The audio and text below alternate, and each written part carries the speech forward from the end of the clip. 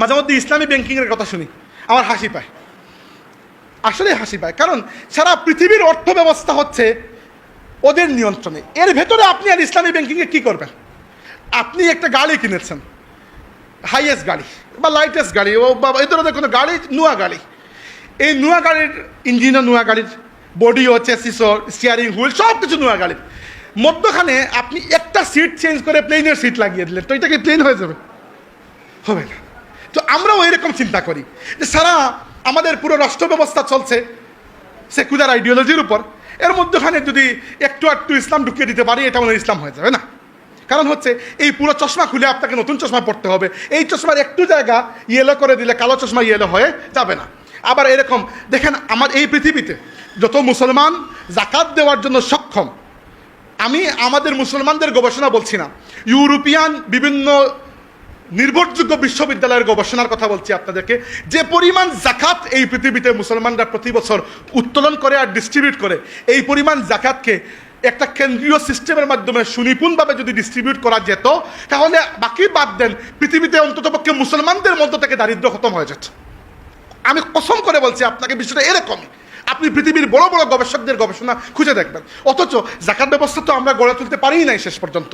আমরা ব্যক্তিগতভাবে জাকাত দিই, কিন্তু সাহাবায়ে কেরামের যুগে, খুলাফায়ে রাশিদের যুগে জাকাত ব্যবস্থা ব্যক্তিগত লেভেলে ছিল না। অর্থাৎ পুরো বিষয়টা এবার এখানে আসছে আমার মনে পড়ে রাসূলুল্লাহ সাল্লাল্লাহু আলাইহি ওয়াসাল্লাম সেই হাদিস, আল্লাহ নবী সাল্লাল্লাহু আলাইহি ওয়াসাল্লাম বলেছিলেন, লাতুনকাদান্না উরাল ইসলাম উরওয়াতান উরওয়াতান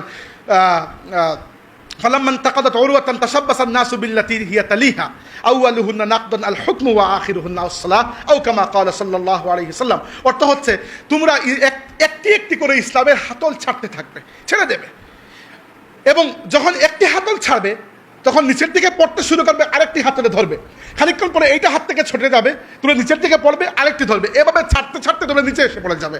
সবচেয়ে প্রথমে তোমরা ছাড়বে ইসলামের হুকুমত, আর সবার শেষে এসে তোমরা নামাজটাও ছেড়ে দেবে। হাদিস সহিহ হাদিস, আপনারা খুঁজে দেখবেন। অর্থাৎ ধরেন ইসলাম আমাদেরকে যে জীবন ব্যবস্থা দিয়েছে, এটিকে একটি গাছের সাথে তুলনা করুন, এবং এই গাছের 6টা স্তর রয়েছে, গাছের 6টা ডাল রয়েছে, একটার উপর আরেকটা। আল্লাহর নবী আমাদেরকে গাছের একেবারে উপরের সারিতে নিয়ে প্রতিষ্ঠিত করে দিয়েছিলেন। একটা একটা করে হাতল আমরা ছেড়ে দিয়েছি, এক সময় আমাদের হাত থেকে খিলাফত চলে গেছে, এরপরে ইসলামী অর্থনৈতিক ব্যবস্থা চলে গিয়ে আমরা সুদভিত্তিক অর্থনৈতিক ব্যবস্থায় বন্দী হয়ে গেছি।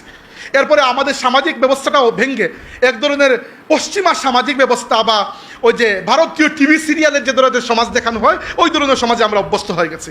এভাবে ছাড়তে ছাড়তে সহিহ হাদিস রয়েছে, মুসলিম শরীফেও আছে, যে কিয়ামতের আগে অবস্থাটা এরকম হয়ে যাবে যে মানুষ কালিমাটাও ঠিক করে বলতে পারবে না, এবং এই বদকারদের উপরই কিয়ামত হবে। হাদিসে এসেছে যে একজন মানুষ যতদিন পর্যন্ত আল্লাহ আল্লাহ বলতে পারবে ততদিন পর্যন্ত লা তাকুমুস সাআহ, কিয়ামত হবে না। তার মানে কিয়ামতের আগে মুসলমানদের অবস্থা এরকম অধঃপতনে চলে যাবে যে এরা কালিমা তাইয়্যিবাটাও ঠিক মতো বলতে পারবে না, নামাজটাও ছেড়ে দেবে।